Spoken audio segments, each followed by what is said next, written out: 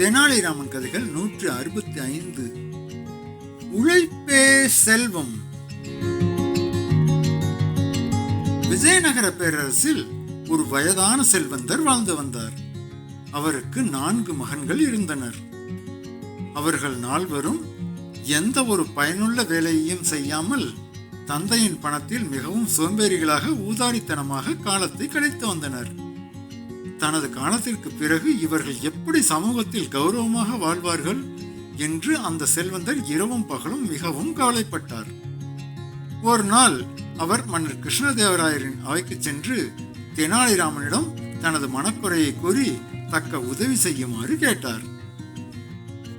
அவரது பரிதாபகரமான நிலையை கண்டு வருத்தப்பட்ட தெனாலிராமன் அந்த செல்வந்தரிடம் ஒரு சிறந்த ரகசிய திட்டத்தை சொல்லி அனுப்பி வைத்தான். சில நாட்கள் கழித்து அந்த செல்வந்தர் தீராத உடல்நலம் குன்றியவர் போல நடித்து தன் 4 மகன்களையும் படுக்கை அருகே அழைத்தார். என் அன்பு மகன்களே, என் மரண காலம் மிகவும் நெருங்கிவிட்டது.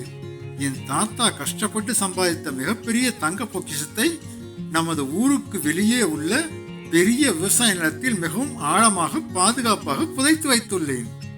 நான் இறந்த பிறகு நீங்கள் அந்த நிலத்தை நன்றாக தோண்டி புதையலை முழுமையாக எடுத்துக்கொள்ளுங்கள் என்று தெனாலிராமன் தன்னிடம் சொல்லிக் கொடுத்தபடியே தந்திரமாக கூறினார்.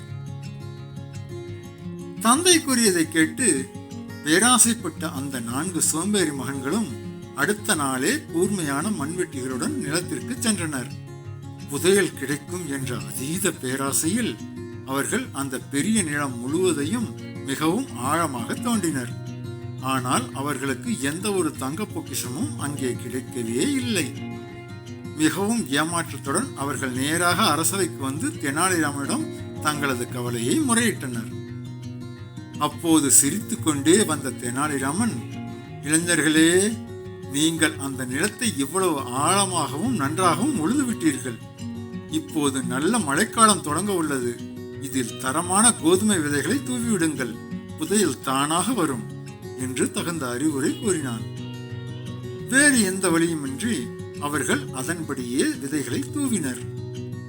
அந்த ஆண்டு நல்ல பருவமழை பெய்ததால் ஆழமாக உழுத நிலத்தில் பயிர்கள் செழித்து வளர்ந்து முன்பு எப்போதும் இல்லாத அளவுக்கு அபரிமிதமான விளைச்சலை கொடுத்தன.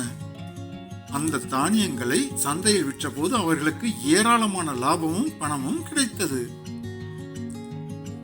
அப்போது தெனாலிராமன் அவர்களை அழைத்து, இளைஞர்களே, உங்கள் தந்தை நிலத்தில் மறைத்து வைத்திருந்த உண்மையான புதையல் இதுதான். கடின உழைப்புதான் உலகத்திலேயே மிகவும் சிறந்த செல்வம் என்பதை புரிந்து கொள்ளுங்கள் என்று தெளிவாக விளக்கினான். தெனாலிராமனின் இந்த சிறந்த புத்திசாலித்தனத்தால் அவர்கள் தங்கள் சோம்பேறித்தனத்தை முற்றிலுமாக விட்டுவிட்டு சுறுசுறுப்பாக உழைக்கத் தொடங்கினர். இதை அறிந்த மன்னரும் தெனாலிராமனை பெரிதும் பாராட்டினார்.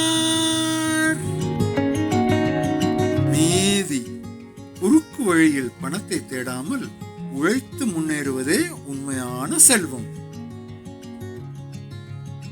ஓகே மக்களே, அப்படியே முன்னேறுங்க. அதுக்கு முன்னாடி இந்த சேனலுக்கு சப்ஸ்கிரைப் பண்ணுங்க, லைக் பண்ணுங்க, கமெண்ட் பண்ணுங்க. தேங்க்யூ.